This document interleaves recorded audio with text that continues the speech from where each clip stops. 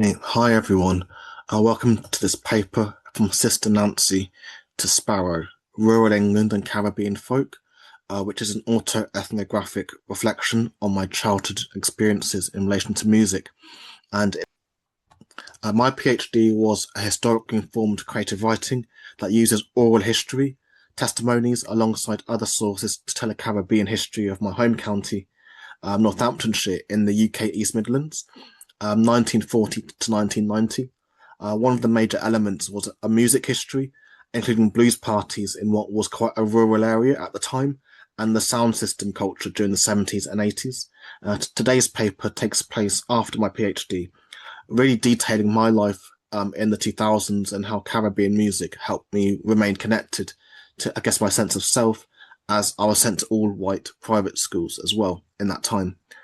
On the 19th of November 1995, I was born in Newham Hospital in East London. I was born to Gen X parents. Mum was born in Northampton in July 1969 and to parents from Grenada. Her family settled in the town in Northampton from the late 50s and the early 60s. Dad's family arrived in Handsworth in Birmingham around that time, and they were Jamaican from Windsor Forest, Portland, and Mandeville from in Manchester, Jamaica. As a child, no matter who I was with or visiting, music was a constant thing. So I grew up being influenced by both sets of grandparents very regularly for years. From when I was a child, give or take, I'd be in the West Midlands with my grandparents, who'd then take me to see the extended family as well. So my great aunties, my great uncles, my cousins, and so forth. And every year they used to have family parties. And so those trips were formative for me growing up, including reggae music. And I remember Dad introducing me to artists like Sister Nancy, Wayne, Delroy Wilson, um, Barrington Levy, and the party playlists would be filled with these kinds of artists, including Junior Mervin's Police and Thieves as well. So um, although Mum's side of the family also like reggae, they are from Grenada, so the island music so very island music, and they still love is calypso and soca. Now at 83 years old, my granddad, so no 82, so 82 years old. My granddad Sarge loves Sparrow, which is also sweetened because I think he was also born in the same village as my granddad in Grenada. Again, family get-togethers in Northampton were full of calypso and soca, Sparrow, Baron, Shadow, Arrow, Explainer, Merchant, Alison Hines, Atlantic, and the reggae and lovers rock they did like was occasionally also Bob Marley and also Dawn Penn, um, Sandra Cross, Carol Thompson, and others as well. Raised by my parents, but also raised by my grandparents and the extended family. I got an informal music education, as many of us did, who grew up in intergenerational households.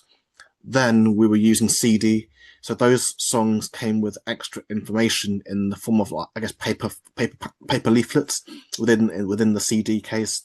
And the late cyberculture theorist, and writer author Mark Fisher speaks of something similar in his book, The Ghosts of My Life.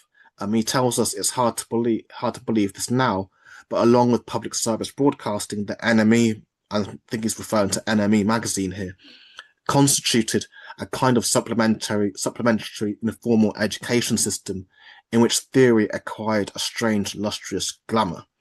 For me, being aged 8, 9, 10 years old, taking in the lyrics about enslavement and stolen African identities, and also the stories within this music about Africa, fighting back against the system.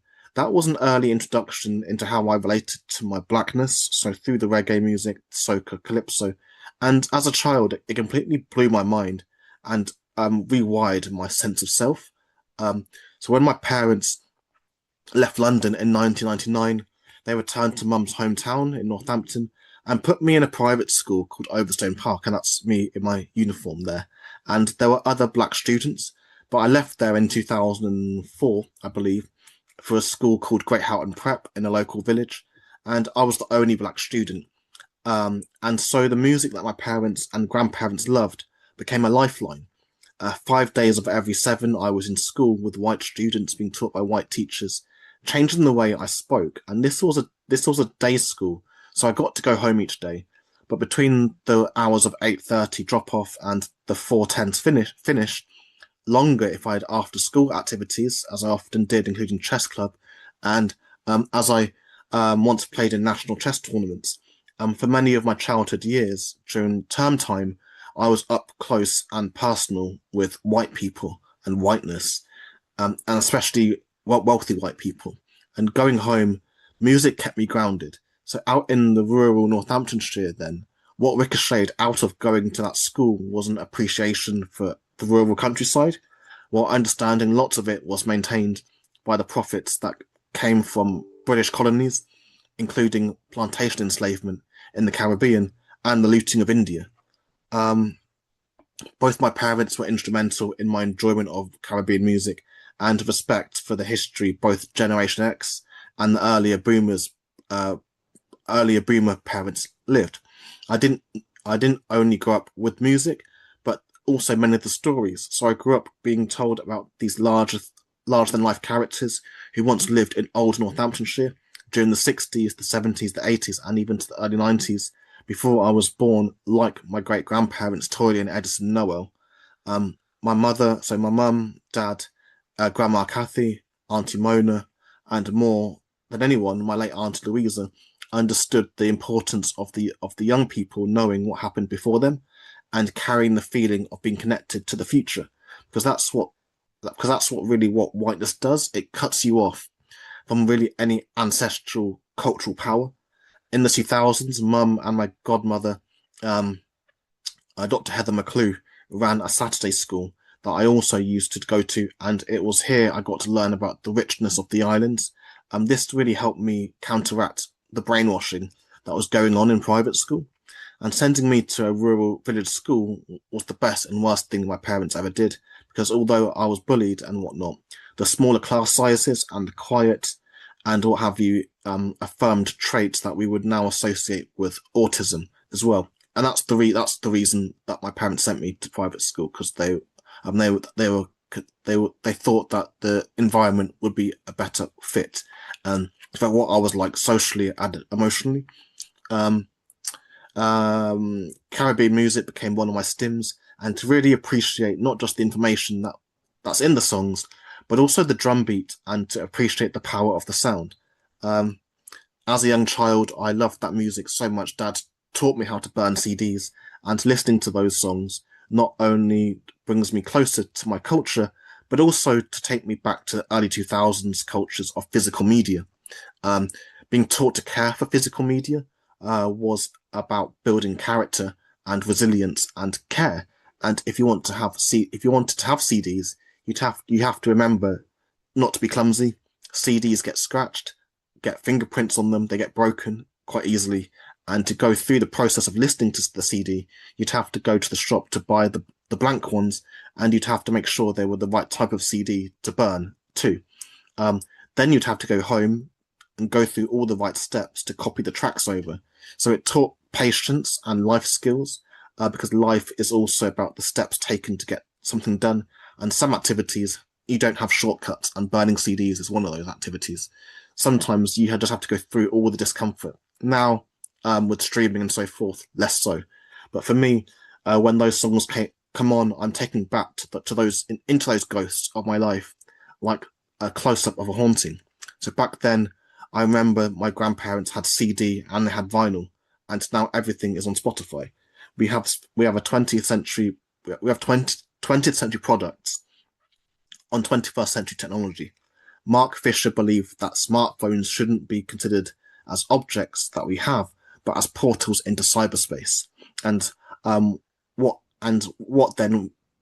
we carry them, we are always in cyberspace. Talking to many Gen X and their parents, it's as if many didn't leave the 20th century, and the Caribbean front room remains indelible on their minds, haunted by the past, while the dimension of the future, at least for the descendants of those elders now, so mainly Gen Alpha born between 2010 and 2024, remain stranded I guess, with nowhere to go culturally, then into Britishness, including but not exclusively due to the deaths of elders who didn't also pass on to the stories to Gen Alpha's parents, so mainly many of the millennials, again for many different reasons. So for me, having the music as I did, the way I did when I was growing up, I had 20th century music on 20th century tech. Or Gen Alpha now, if they do have access, it will be on 21st century tech, like playing 1960s music on Spotify or watching 1970s films on HD screens or high-speed internet. So I feel then time is out of joint. And this is really my UK Black ontology, growing up with my grandparents. So a sense of cultural belonging to a specific moment has disappeared. What Mark Fisher called lost futures. We then see zombie forms of the past showing up now. He alludes to this in Capitalist Realism, asking if culture can continue without the new. He says, what happens if the young are no longer capable of producing surprises? The new defines itself in response to what has already happened. At the same time, the established has to reconfigure itself in response to the new. End quote. So hauntology then for me is particularly relevant to how I'm reflecting on my life and the relationship to my culture as I experienced it in Britain. Time is collapsing, but the front room is being kept on life support through things like the digitization of archives and sort of what happened when you digitize experiences that were meant to be physical experiences that are meant to be felt. And that's the end of my paper. Thanks very much for listening. And as always, if you've got any comments or anything like that, you can leave them in the comment section or email me at treyventour.com/contact.